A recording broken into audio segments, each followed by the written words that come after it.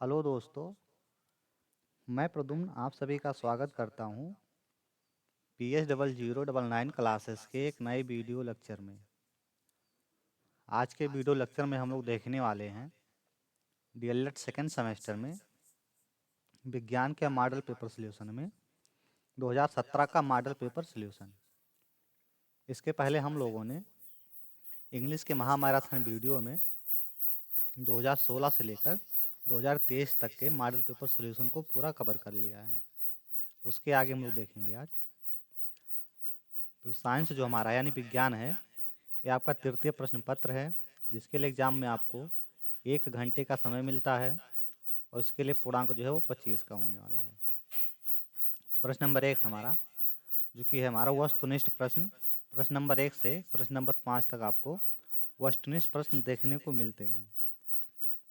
प्रश्न नंबर 1 है, निम्नलिखित में से चूना पत्थर का रासायनिक सूत्र है, इनमें से कौन सा है जो चूना पत्थर का रासायनिक सूत्र है? तो अगर हम चूना पत्थर का रासायनिक नाम देखें तो चूना पत्थर का जो रासायनिक नाम होता है वो आपका होता है कैल्शियम कार्बोनेट। चूना पत्थर का रासायनिक नाम जो होता है वो कैल्शियम कार्बोनेट होता है, जिसका रासायनिक सूत्र CaCO3 होता है, जो कि हमारा दिया गया है ऑप्शन नंबर डी में। अगला क्वेश्चन, क्वेश्चन नंबर 2 है, सोलर सेल में जो है मुख्य रूप से ऊर्जा का रूपांतरण होता है, यानी जो सोलर सेल होता है इसमें ऊर्जा का रूपांतरण जो होता है वो किस में होता है? यानी कि प्रकाश ऊर्जा का विद्युत ऊर्जा में होता है, या प्रकाश ऊर्जा का रासायनिक ऊर्जा में होता है, या रासायनिक ऊर्जा का प्रकाश ऊर्जा में होता है, या ऊष्मीय ऊर्जा का प्रकाश ऊर्जा में होता है। तो देखिए इसमें ऊष्मीय ऊर्जा तो कोई है ही नहीं, तो ऊष्मीय का इसमें चेंज नहीं होगा। रासायनिक ऊर्जा का प्रकाश ऊर्जा, तो रासायनिक ऊर्जा आपको सोलर सेल में होता ही नहीं है, ये भी आप कर जाएगा। प्रकाश ऊर्जा का रासायनिक ऊर्जा, तो प्रकाश ऊर्जा का रासायनिक ऊर्जा में नहीं परिवर्तन होता है, ये आपको होता है प्रकाश ऊर्जा का जो है ये विद्युत ऊर्जा में परिवर्तन होता है। यानी कि ऑप्शन नंबर ए ये इसका सही हो जाएगा। सोलर सेल में जो है मुख्य रूप से प्रकाश ऊर्जा या सौर ऊर्जा को विद्युत ऊर्जा में रूपांतरित किया जाता है। क्वेश्चन नंबर 3 है, पेलाग्रा रोग जो है ये किस विटामिन की कमी से होता है? पेलाग्रा रोग जो है ये किस विटामिन की कमी से होता है? तो अगर हम देखें जो पेलाग्रा है ये किस विटामिन की कमी से होता है, तो ये आपका होता है विटामिन बी की कमी से। अब विटामिन बी भी कई प्रकार का होता है, तो जिसमें आपका है विटामिन B3। विटामिन B3 की कमी से होता है, जिसका हम लोग रासायनिक नाम देखें तो नियासिन इसका विटामिन सॉरी नियासिन जो इसका रासायनिक नाम है, इसका रासायनिक नाम क्या है? तो नियासिन जो है विटामिन B3 का रासायनिक नाम है।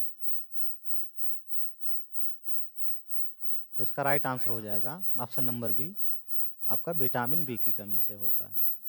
क्वेश्चन नंबर 4 है, जड़ों द्वारा वर्धी जनन होता है। जड़ों द्वारा जो है वर्धी जनन होता है, यानी किस में होता है? आलू में, शकरकंद में, अदरक में, या गन्ने में। तो अगर हम जड़ों द्वारा वर्धी प्रजनन देखें तो इसमें आपका आता है रताल होता है। जड़ों द्वारा वर्धित जो होता है आपका प्रजनन, उसमें रताल होता है।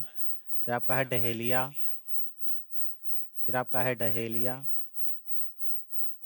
रताल है, डहेलिया है, अमरूद है, इसके बाद अमरूद, फिर आपका है ट्रेपियोका, ट्रेपियोका, और लास्ट जो हमारा है ट्रेपियोका के बाद जो लास्ट है वो आपका है शकरकंद, जो कि ऑप्शन नंबर बी में दिया गया है। ये हो जाएगा इस प्रश्न का राइट आंसर। क्वेश्चन नंबर 5 है, वह उत्तोलक जिसमें आलम्ब एवं आयास के मध्य जो है भार होता है उसको क्या बोलते हैं? वह उत्तोलक जिसमें जो है आलम्ब एवं आयास के मध्य भार होता है उसको क्या बोलते हैं, या वह कौन सा उत्तोलक होता है? उसका उदाहरण बताना है आपको। ऑप्शन दिया गया हैंडपंप, चाक, ट्राली और फावड़ा। तो वह उत्तोलक जिसमें आलम्ब एवं आयास के मध्य भार होता है वह द्वितीय प्रकार का उत्तोलक कहलाता है। किस प्रकार का?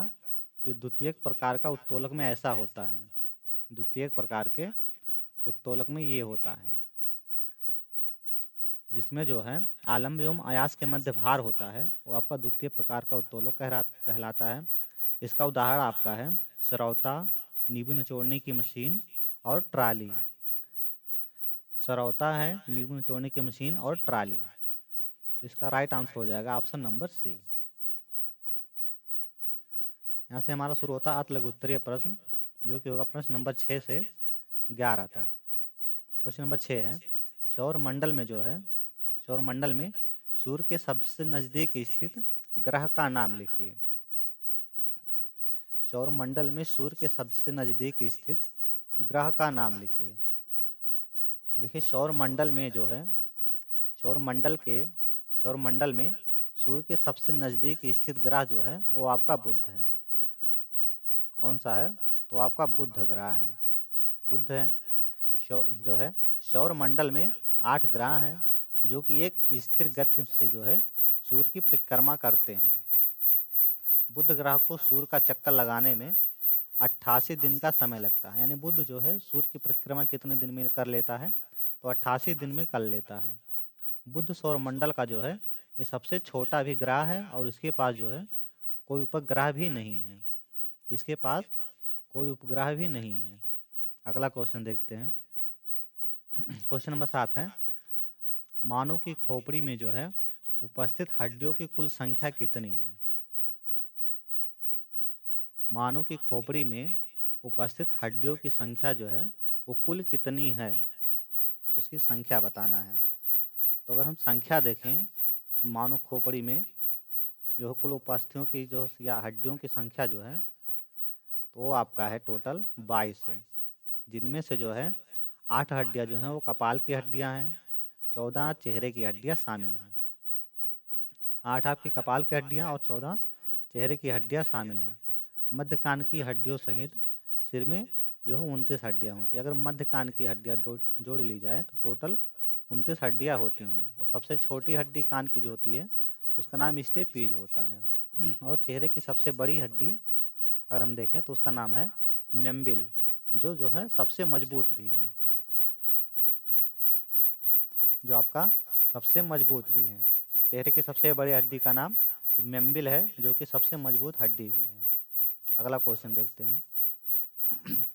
क्वेश्चन नंबर 28 है, कीटों में जो है वज्र पदार्थ का निष्कासन किस उत्सर्जी अंग द्वारा होता है? कीटों में जो है वज्र पदार्थ का निष्कासन किस उत्सर्जी अंग द्वारा होता है? देखिए कीटों में जो है वज्र पदार्थों का निष्कासन मैलपिगियन या निसर्ग नलिकाएं ही मुख्य उत्सर्जन इंद्रियां हैं। ये शरीर गुहा के जो है रक्त से उत्सर्जित पदार्थ अवशोषण कर पश्चात में ले जाती हैं। मैलपिगी कोशिकाएं इसे आंत में प्रवाहित करती हैं। हालांकि कशेरुकियों में मुख्य उत्सर्जी अंग एक जोड़ी वृक्क होते हैं, लेकिन कीटों तथा अन्य जो है आर्थ्रोपोडा प्राणियों में शरीर सतह से जो है गैस विनिमय इनमें संभव नहीं हो पाता है। यानी निष्कासन किससे करते हैं? तो ये आपका है माइलपिगियन से। नेक्स्ट क्वेश्चन, क्वेश्चन नंबर 9 है, किसी एक अम्ल एवं एक क्षार का रासायनिक सूत्र लिखिए। किसी एक अम्ल और एक क्षार का रासायनिक सूत्र। तो अम्ल आपका होता है सल्फ्यूरिक एसिड, जिसको हम लोग बोलते हैं H2SO4। दूसरा आपका है सोडियम हाइड्रोक्साइड, जिसको बोलते हैं NaOH। तो ये आपका हो गया, इसको कुछ इस तरह से लिखा जाएगा H2SO4 ये। अगला देखते हैं। क्वेश्चन नंबर 10 है, Fe2O3 में लोहे की संयोजकता कितनी है? Fe2O3 में लोहे की संयोजकता कितनी है? तो FeO2 में अगर हम लोग देखें तो लोहे की संयोजकता 3 है, जबकि ऑक्सीजन की संयोजकता कितनी है? तो 2 है। नेक्स्ट क्वेश्चन देखते हैं। उष्मा के संचरण की किस विधि द्वारा जल गर्म होता है? उष्मा के संचरण की किस विधि द्वारा जो है जल गर्म होता है? तो अगर हम जल गर्म देखें तो ये उष्मा के जो है संचरण की संवाहन विधि द्वारा उष्मा के संचरण की संवाहन विधि द्वारा जो है वो जल गर्म होता है। संवाहन में क्या होता है, द्रव के गर्म अंश गतिशील होकर उष्मा अनियंत्र वाहन करते हैं। इस विधि का उपयोग पानी को गर्म करने में जो है किया जाता है। संवाहन विधि क्या होता है, तो ऊर्जा के स्थानांतरण या संरक्षण की जो है एक विधि है। किसी तरल पदार्थ यानी गैस, द्रव या प्लाज्मा में अणुओं अणुओं के समग्र स्थानांतरण द्वारा ऊष्मा का आदान प्रदान होता है। तरल पदार्थों में संवाहन ऊर्जा के स्थानांतरण की मुख्य विधि जो होती है, यानी यह मुख्य विधि है। ठोस में जो है संवाहन संभव नहीं होता। ठोस में संवाहन संभव नहीं होता। क्वेश्चन नंबर यहाँ से हमारा शुरू होता है 12, जो कि हमारा है लघु उत्तरीय प्रश्न। प्रश्न नंबर 12 से 18 तक। प्रश्न नंबर 12 है, धातुएं जो हैं ऑक्सीजन से अभिक्रिया करके क्या बनाती हैं। फिर आपका है लिटमस पत्र द्वारा कैसे पहचाने कि अम्लीय ऑक्साइड है या भास्मिक ऑक्साइड है। रासायनिक इसके लिए अभिक्रिया भी लिखना है। तो चलिए देखते हैं। देखिए, धातुएं जो हैं ऑक्सीजन से क्रिया करके धातु ऑक्साइड बनाती हैं। अम्लीय विलयन जो होता है नीले लिटमस को लाल कर देता है और क्षारीय विलयन जो है लाल लिटमस को नीला कर देता है। अम्लीय विलयन क्या करता है, जो नीला लिटमस होता है उसको लाल कर देता है और जो क्षारीय विलयन होता है वो लाल लिटमस को नीला कर देता है। उदाहरण के लिए, जब कॉपर को वायु की उपस्थिति में गर्म किया जाता है तो यह ऑक्सीजन के साथ मिलकर काले रंग का कॉपर ऑक्साइड बनाता है। ये हो गया इसका उदाहरण। जब हम लोग कॉपर को जो है वायु की उपस्थिति में गर्म करते हैं तो यह ऑक्सीजन के साथ मिलकर काले रंग का कॉपर ऑक्साइड बनाता है। क्वेश्चन नंबर 13 है, कृषि में प्रयुक्त उपकरण डिबलर एवं कल्टीवेटर की उपयोगिता लिखिए। डिबलर और कल्टीवेटर की उपयोगिता लिखना है। तो चलिए देखते हैं। कृषि में प्रयुक्त उपकरण डिबलर और कल्टीवेटर की उपयोगिता। तो पहले हम लोग डिबलर को देखते हैं। तो डिबलर से अच्छी तरह से तैयार खेत में जो है बड़े या मध्यम आकार की बीज बोआई करने या अंदर को जो है या अंतर को पूरा करने के लिए उपयोग किया जाता है। इसके द्वारा छिद्रों के जो है माध्यम से बीज को बोया जाता है। डिबलर के द्वारा क्या होता है, जो बीज बोया जाता है वो छिद्रों के माध्यम से जो है बोया जाता है। इसमें दो प्रकार के बीज डालने की प्रणाली ककड़ी ककड़ी की आपका गड्ढेदार मापक प्रणाली, फिर आपका है बीज बक्सा, हत्या एवं बीज विकास द्वारा लगे हुए हैं। ये आपका हो गया। फिर आपका है कल्टीवेटर। तो कल्टीवेटर आपका क्या है, एक कृषि उपकरण है जिसका उपयोग खेत की जुताई करने में किया जाता है। खेत में मिट्टी के ढेलों को तोड़ने में भी इसका उपयोग किया जाता है, जिससे मिट्टी में जो है गुणात्मक सुधार होता है। कल्टीवेटर के द्वारा कृषि कार्य के लिए जो है मिट्टी तैयार करना, खरपतवार निकालना आदि। तो ये आपका हो गया कल्टीवेटर। क्वेश्चन नंबर 14 है, परिवेशीय जो है स्वच्छता एवं स्वास्थ्य में क्या संबंध है। आप परिवेश को स्वच्छ रखने के लिए अपनी भूमिका कैसे निभाएंगे। तो चलिए देखते हैं। स्वच्छता एक ऐसा महत्वपूर्ण अभियान है जो स्वयं, समाज और पर्यावरण के लिए फायदेमंद है। स्वच्छता के महत्व जो है स्वच्छता के महत्व स्वस्थ रहने का माध्यम स्वच्छता अपनाकर हम खुद को रोगों से बचा सकते हैं और स्वच्छ रह सकते हैं। स्वच्छ परिवेश जो है बीमारियों के प्रसार को जो है ये रोकता है और अच्छे स्वास्थ्य को सुरक्षित रखता है इस प्रकार जो है इस प्रकार परिवेशीय स्वच्छता एवं स्वास्थ्य में घनिष्ठ संबंध है। परिवेशीय स्वच्छता एवं स्वास्थ्य, तो हमें स्वस्थ रहने के लिए अपने आसपास के वातावरण का साफ सुथरा रखना चाहिए और गंदगी नहीं फैलानी चाहिए। इस प्रकार अपने परिवेश को जो है स्वच्छ रख सकते हैं और अपने आप को जो है स्वस्थ भी रख सकते हैं। क्वेश्चन नंबर 15 है, मानव के श्वसन अंग का नामांकित चित्र बनाइए। मानव के श्वसन अंग का नामांकित चित्र बनाइए। तो चलिए देखते हैं मानव के श्वसन अंग का नामांकित चित्र। तो ये आपका है नामांकित चित्र, जिसमें आपका देखिए यहाँ से आपका हो गया नासा छिद्र, नासा मार्ग हो गया। फिर ये आपका हो गया यहाँ से ये मुख्य गुहा हो गया। यहाँ आपका हो गया ग्रासनली, ये आपका हो गया कंठस्थ। फिर यहाँ से आपका हो गया श्वासनाल। फिर देखिए ये जो आपका है ये आपका हो गया श्वसनी, ये आपका है फेफड़ा। और ये जो है ये हमारा है ये हमारा है श्वसन नलिकाएं, यानी श्वसन जो है नलिकाएं ये हैं। और ये जो हमारा दिया गया है ये हमारा है फुफ्फुस सिरा, ये हृदय हो गया। और ये हो गया आपका फुफ्फुस धमनी, ये हो गया फुफ्फुस धमनी। और ये जो इस तरह से कर्व है ये आपका हो गया डायफ्राम, ये आपका है डायफ्राम। तो हो गया मानव के श्वसन अंग का नामांकित चित्र। क्वेश्चन नंबर 16 है, हम ऊर्जा का जो है अपव्यय कहाँ कहाँ करते हैं। ऊर्जा को सुनिश्चित करने के लिए विभिन्न तरीके लिखिए। ऊर्जा को संरक्षित करने के लिए विभिन्न तरीके और ऊर्जा का अपव्यय कहाँ कहाँ करते हैं। देखिए ऊर्जा का अपव्यय लगभग सभी भौतिक और रासायनिक परिवर्तन के दौरान जो है ऊर्जा का क्षय होता है। सभी जो है भौतिक एवं रासायनिक परिवर्तन के दौरान ऊर्जा का क्षय होता है। किसी भी व्यक्ति को जो है कार्यशील रहने के लिए ऊर्जा की आवश्यकता होती है। मानव के विभिन्न आवश्यकताएं जैसे कपड़ा, मकान, सड़क, भोजन, जल, वायु, परिवहन, संचार, सूचना, फिर आपका है प्रसारण, संचार हो गया, सूचना प्रसारण और अन्य मानव संसाधन के निर्माण के लिए ऊर्जा की आवश्यकता होती है। ऊर्जा से ही जो है मानव कार्य करने के योग्य बनता है एवं सक्रिय रहता है। अब देखते हैं ऊर्जा संरक्षण के जो हैं तरीके।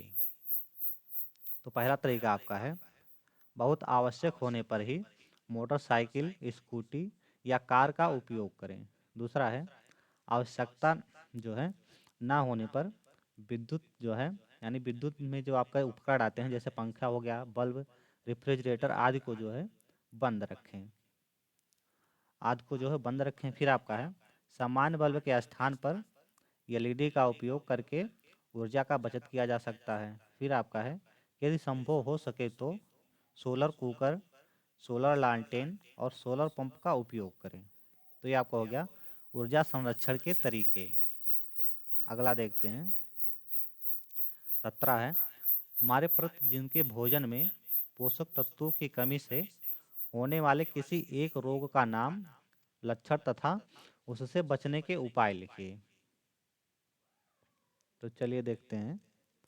तो खाद्य पदार्थों में पोषक तत्वों की कमी का सीधा जो असर जो होता है वो हमारे सेहत पर पड़ता है या पड़ रहा है। सेहत खराब होने में कीटनाशक की बड़ी भूमिका है। किसी व्यक्ति के जो है आहार में कार्बोहाइड्रेट, प्रोटीन, विटामिन, वसा और सूक्ष्म पोषक तत्व होने चाहिए। अब देखते हैं हम लोग पोषक तत्वों की कमी से होने वाले रोग। पहले हम लोग हैं कार्बोहाइड्रेट से। तो सस्ती एवं जो है सस्ती एवं कामचोरी हो सकती है।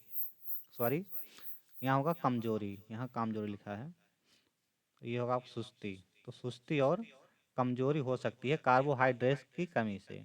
फिर आपका प्रोटीन है, तो प्रोटीन में आपका एनीमिया हो सकता है, प्रोटीन की कमी से एनीमिया हो सकता है। विटामिन है, तो विटामिन जो है शरीर की प्रतिरोधक क्षमता, कैंसर जो है संक्रमण। विटामिन की कमी से एक मुख्य रोग जो होता है वो रतौनी होता है। विटामिन की कमी से मुख्य रोग रतौनी होता है और इसकी शरीर यानी इसकी कमी से जो है शरीर में ये सभी रोग भी होते हैं।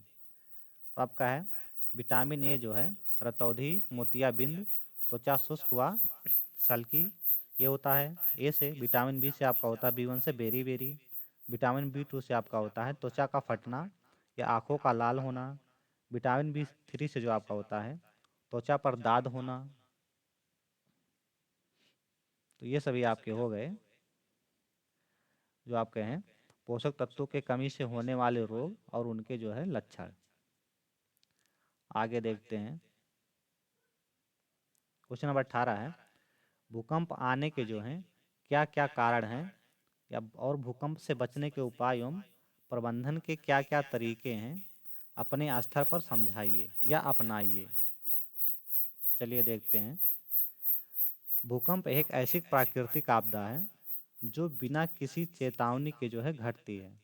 भूकंप भूगर्भिक हलचलों के कारण भूपटल पर तथा उसकी शैलों में संपीड़न एवं तनाव होने से शैलों में उथल पुथल होती है, जिससे भूकंप उत्पन्न हो जाते हैं। अब भूकंप आने के कारण देखते हैं। तो विवर्तनिक क्रिया ज्वालामुखी विस्फोट, फिर आपका है समर्थिक आयोजन समायोजन तथा आपका है वितलीय कारणों से भूकंप की उत्पत्ति होती है। ज्वालामुखी क्रिया द्वारा भूगर्भ से तप्त मैग्मा, जल गैस आदि ऊपर निकल के ऊपर निकलने के लिए शैलों पर तेजी से धक्के लगाते हैं तथा दबाव डालते हैं, जिससे जिसके कारण भूकंप उत्पन्न होता है। तो ये आपका हो गया भूकंप आने के कारण। ये सभी हो गया आपके भूकंप आने के कारण। अब इसमें और देखते हैं आगे यहाँ आपका है बाहरी वातावरण, दरवाजे, खिड़की, छज्जा आदि से बचें। यानी कि जब भी आपको भूकंप आए तो उससे हम लोग बचे कैसे, ये है। दूसरा उपाय है, यदि आप बाहर हैं तो पेड़, खंभे आदि से बचें। 3 नंबर आपका है भूकंप के झटके जारी रहें तब तक एक ही जगह पर बैठे रहें, या तब तक आप सुनिश्चित ना करें कि आप सुरक्षित ढंग से बाहर निकल सकते हैं, वहीं पर बैठे रहें। फिर आपका है पीड़ित व्यक्ति को त्वरित उपचार करने के लिए चिकित्सालय ले जाएं। फिर आपका है भूकंप के दौरान लिफ्ट का प्रयोग ना करें। तो ये सभी हो गए आपके इसके बचने के उपाय भूकंप से। आज की वीडियो हमारी यहीं समाप्त होती है। अगर हमारी वीडियो आपको पसंद आई हो तो चैनल को सब्सक्राइब करें और अपने दोस्तों के साथ शेयर करें। मिलते हैं नेक्स्ट वीडियो में, तब तक के लिए जय हिंद।